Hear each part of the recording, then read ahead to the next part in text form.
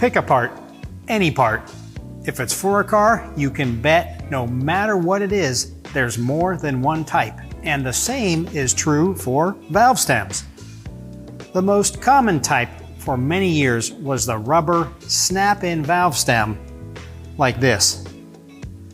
They are simple, inexpensive, easy to install, and effective.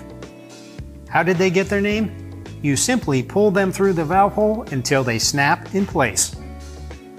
But there was also another type, the clamp-in valve stem.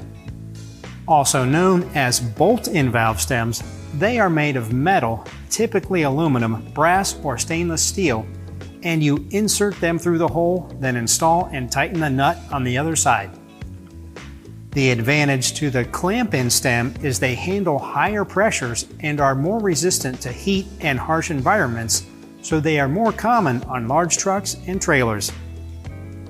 Then came tire pressure monitoring systems, or TPMS, where the TPMS sensor is affixed to the bottom of the valve stem.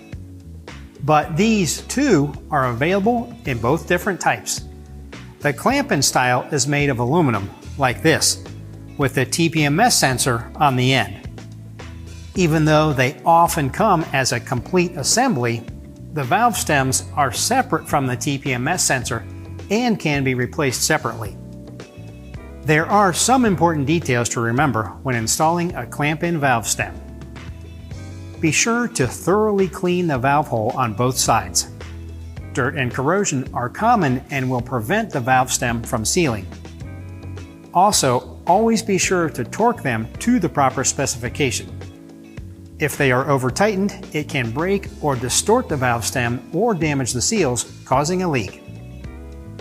The snap-in style of TPMS valve stem is like a traditional snap-in rubber valve stem, but molded with a metal tube down the center to provide a mounting point for the sensor.